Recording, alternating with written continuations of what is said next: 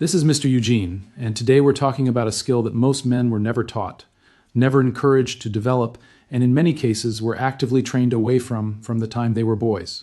The skill of saying no to women, not aggressively, not cruelly, not out of bitterness or resentment or some need to prove a point, but clearly, firmly, and without guilt. The ability to look at what a woman is asking of you, evaluate it honestly, and decline when declining is the right decision for you.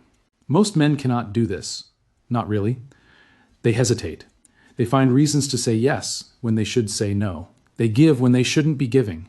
They accommodate when accommodation is costing them more than they can afford to lose. And they do this not because they're weak, but because they were conditioned from boyhood to believe that saying no to a woman is a failure of character, that a real man provides, that a real man gives, that a real man finds a way to meet her needs, regardless of what it costs him. That conditioning is destroying men quietly and consistently. And today I'm going to explain exactly why, exactly what it's costing you, and why learning to say no is not just acceptable, but essential for any man who wants to protect what he's built and live the second half of his life on his own terms. Let me start with a fundamental truth that changes everything once you genuinely understand it. Wanting costs nothing, giving costs everything. When a woman wants something from you, that wanting is completely free for her. It requires no investment, no sacrifice, no expenditure of anything on her part. She simply wants. And the wanting continues as long as it produces results, because why would it stop? It's free. But your giving is not free. Every yes you give costs you something real. Time you cannot recover, energy that was finite to begin with, money that represents your labor and your choices, attention that could have gone somewhere else, emotional availability that depletes if it's never replenished.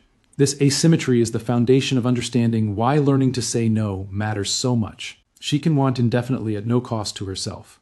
You can only give from what you actually have, and what you have is limited. Think about what happens as a man becomes more successful, as he builds more resources, more financial stability, more time freedom, more status, more capability.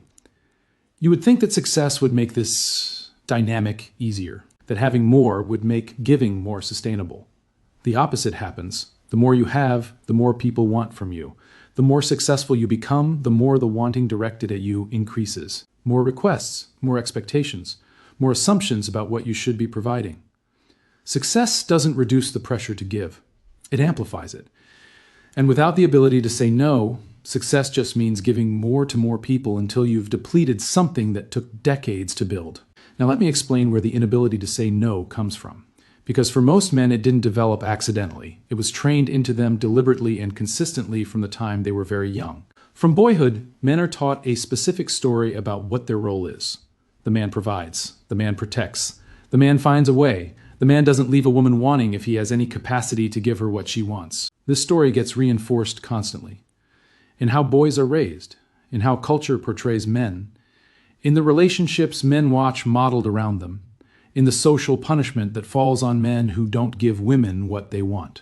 And the social punishment is real. When a man says no to a woman, the response is rarely neutral. There's guilt, there's shame, there's emotional withdrawal. There's the suggestion that he's selfish, uncaring, failing at his fundamental responsibility as a man. These punishments train men powerfully. The man who says yes avoids the punishment. The man who says no receives it. Over enough repetitions, the lesson is deeply embedded. Saying yes is safe. Saying no is dangerous. By the time most men reach adulthood, this conditioning is so deep they don't even experience it as conditioning anymore.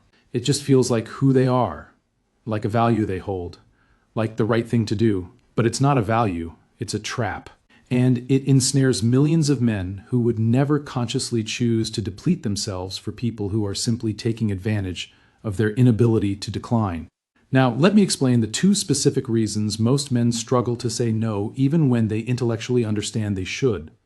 The first reason is scarcity. Most men don't have abundant options with women. And when your options are scarce, saying no to the option you have feels like saying no to having anything at all.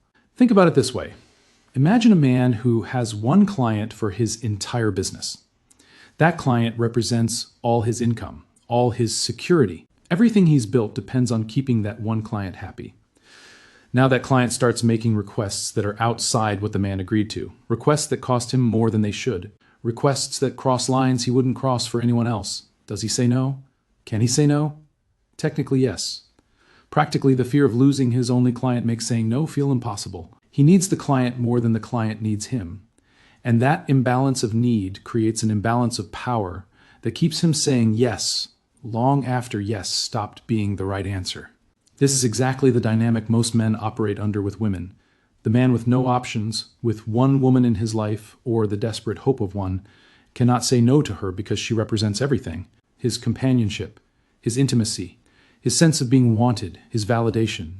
From that place of scarcity, saying no feels like burning down the only thing you have. And this is why building genuine options matters so much. Not to become a player or to pursue multiple women simultaneously, but because the man with genuine options, the man who knows that his well-being does not depend entirely on any one person's continued presence, can make decisions based on what's actually right rather than what preserves his only option at any cost. The man with options can afford to say no. The man without options feels he cannot. And the man who cannot say no will be taken advantage of. Consistently, predictably.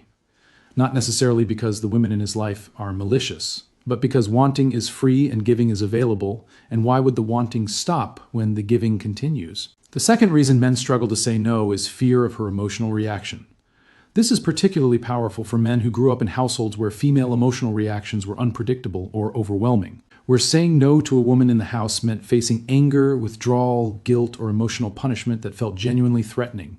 Men who grew up in those environments learned very early that keeping the peace meant managing her emotions, that their own needs were secondary to her emotional state, that saying no wasn't just uncomfortable, it was dangerous.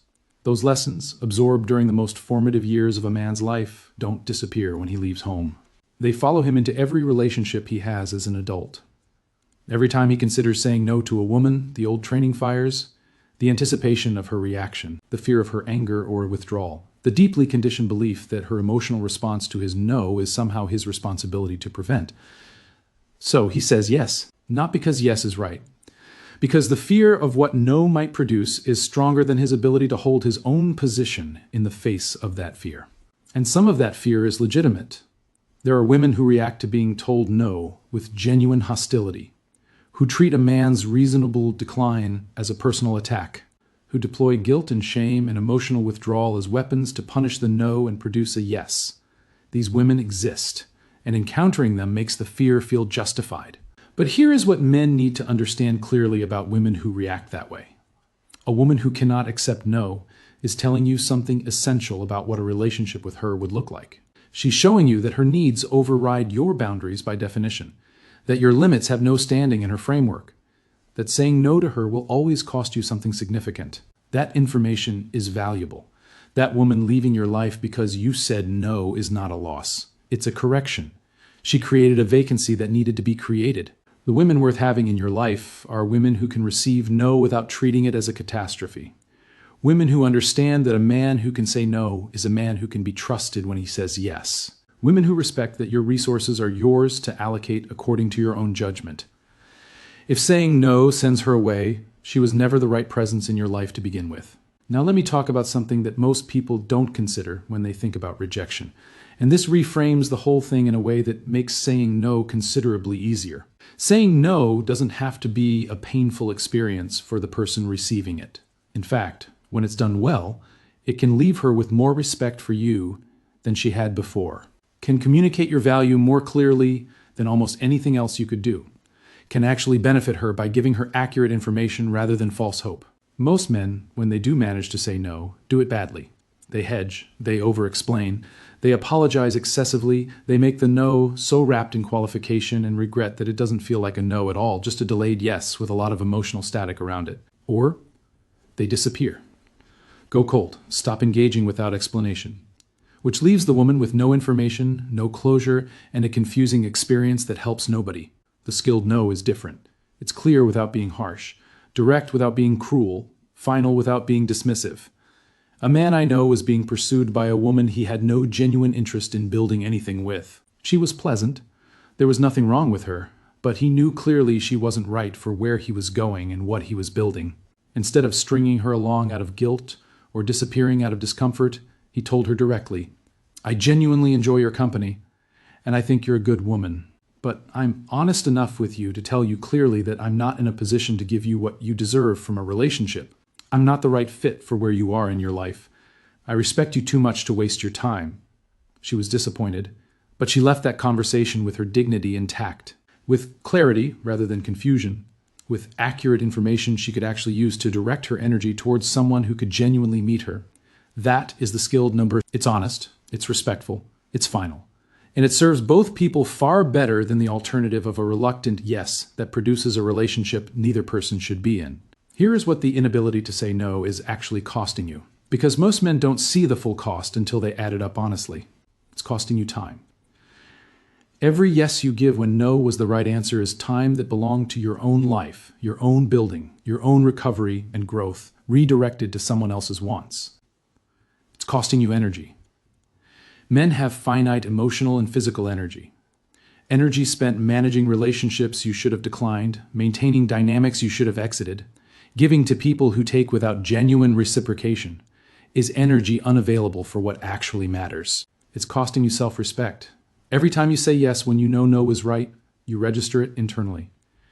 The accumulation of those moments of choosing her comfort over your own judgment creates a quiet erosion of how you feel about yourself, of your sense of being a man who acts in accordance with his own values and judgment. And it's costing you the right relationships, because the man who cannot say no accepts what's available rather than what's right. He stays in dynamics he should exit, invests in people who aren't investing back, gives his best years and resources to situations that were never going to serve him, because saying no felt impossible. Learning to say no is not about becoming hard or cold or unavailable. It's about becoming honest, about your limits, about what you're willing to give and to whom, about what you deserve in exchange for what you offer. The man who can say no clearly and without guilt is the man who can say yes meaningfully, because his yes means something.